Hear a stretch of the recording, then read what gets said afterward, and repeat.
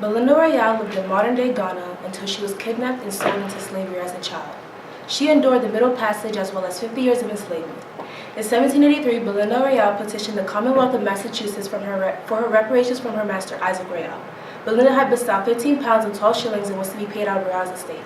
According to Ta-Nehisi Coates, an American author, journalist, and a national correspondent for The Atlantic, the reparations that were given to Belinda were one of the earliest successful attempts of reparations in American history.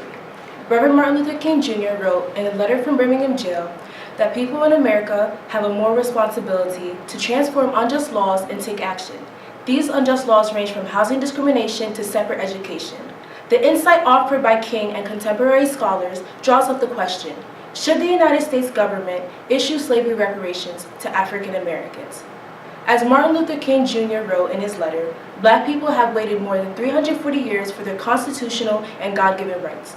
Reparations would give African Americans an economic and political compensation for the historical wrongdoings the United States had committed with 340 years of slavery and more than 90 years of Jim Crow segregation. To understand the call for reparations, Americans had to understand the importance of compensating African Americans. The historic fight for equality advances the argument for reparations. Reparations are a critical aspect in fighting the presence of white supremacy that is still present in 21st century America, along with offering compensation and reconciliation for the consequences of slavery. On April 10th, Judge W.A. Jenkins issued an injunction against parading, demonstrating, boycotting, trespassing, and picketing. 2 days later, Martin Luther King Jr. and Southern Christian Leadership Conference activist Ralph Abernathy were arrested for the marches and sit-ins that were organized by the SCLC to protest the discrimination of African Americans. He wrote the letter from Birmingham jail in response to 8 white clergymen who wrote against his methods in the newspaper. King placed emphasis on all sorts of devious methods Alabama used to deny Black citizens to vote. Voting discrimination preserved Alabama's system of white supremacy. He addressed the measures required to transform the racial predicament in the South. King and many others sat in jail to shed light on the disadvantages white Americans inflicted on them. From having to drink from separate water fountains to being forbidden from buying a house, the racial plight that existed in the civil rights era is a requisite reason for reparations. Mortgage scams made it difficult for minorities to purchase homes, which set a precedent for America's racial wealth gap. 3 out of 4 neighborhoods that were redlined on government maps 81 years ago are still struggling economically. Redlined areas were places that the Homeowners Loan Corporation marked as credit risk. These areas were more likely to be redlined because of the area's racial demographics.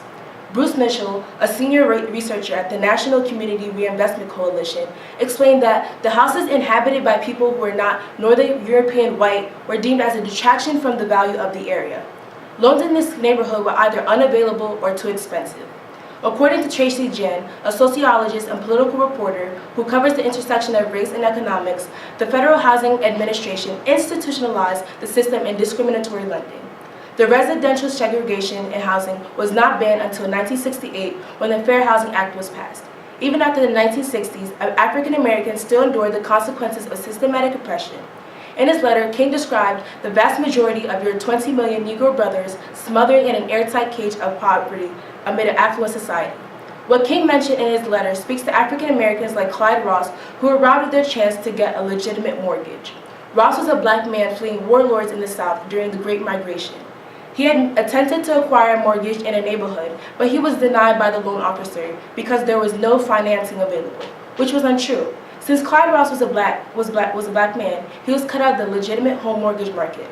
As Coates recounts, the white people in Chicago took every measure to ensure that neighborhoods remained segregated. While white people were able to accumulate wealth generation after generation due to inherited wealth and assets, African Americans were left to inherit little to nothing, continuing the road to poverty. The U.S. and other countries have issued reparations to targeted groups. Because other communities receive reparations, the same could happen for African Americans. In 1988, U.S. President Ronald Reagan apologized for the internment of Japanese Americans during World War II. The government had also paid $20,000 to over 800,000 victims of internment. While the United States was fighting against the Japanese, the U.S. took a hold of Kiska and Attu, islands in the Alaskan Aleutian chain. In Juneau, Alaska, about 2,000 miles from the islands, 881 adults were deported to camps. The U.S. paid $12,000 to each of the 450 victims that were in the camps. In comparison, as of 2018, since 1952, Germany has paid $70 billion in reparations to the victims of the Holocaust. Germany agreed to pay over $88 million to fund the social welfare services for Holocaust survivors.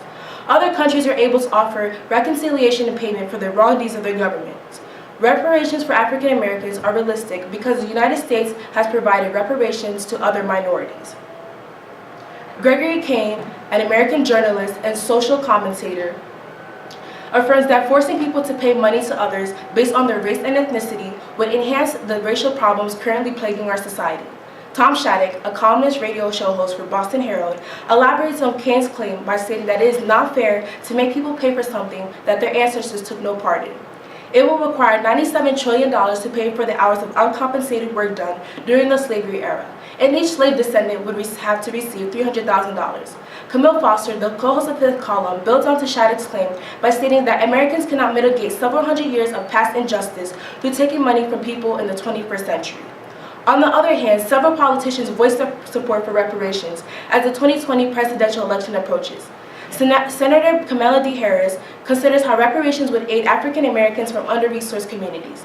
She insists on taking an approach that would change policies and structures and make real investments in Black communities. Because of the government's refusal to let Black families acquire housing loans, they were not able to pass on real estate the way white families were able to. As a solution, Cory Booker, an American politician, believes the government should create baby bonds. These baby bonds would give every child $1,000 upon their birth, and through the tax code, they would receive $2,000 every year. This money would stay in a savings account until the child turned 18. The money would only be used for education, home ownership, and retirement purposes. Booker states that the majority of the money would go to minority children. The implications for implementing baby bonds is that it helps impoverished families and funds the education of thousands of kids. Derek Hamilton, executive director of Ohio State University's Curie Institute for the Study of Race and Ethnicity, stated that Booker's plan would help Black families more than white families, but his solution is not race-based. The limitation to Booker's solution generalizes reparations and is more inclusive, which may not be seen as reconciliation to African Americans. Hamilton reiterates that Booker's solution is economically inclusive but not reparations. As another solution, 2020 presidential candidate Marianne Williamson suggests allocating $500 billion to redress a range of discriminatory policies. She builds upon her solutions by recommending the formation of a reparations council, which would handle everything regarding slavery reparations. As an implication, the $500 billion would transform areas that were adversely affected by redlining and fund educational programs. The most significant limitation would be determining who receives the money from reparations. It will be difficult delineating everyone's ancestry and if they were negatively impacted by chattel slavery and Jim Crow laws. Even with the council, there would be an issue determining who gets placed on the reparations council. Also, Williamson's solution would place a strain on the American economy. All of this has to be taken into consideration, but granting that compensations have been given to other communities and the disadvantages inflicted on African Americans with 340 years of slavery and 90 years of Jim Crow, the U.S. government should issue slavery reparations to African Americans. Thank you. Okay, thank you. First question, Naisha. How did you select the strategies you used to gather information or conduct your research? Do you think they were effective? I selected the strategies I used to conduct my research by focusing on the questions that were asked within the sources. For example, while I was watching Marianne Williamson's interview with Charlemagne the God, Charlemagne asked her where would the money for reparations come from? And she wasn't exactly able to answer the question, which was a limitation to that source. So I took it upon myself to research that myself, which contributed to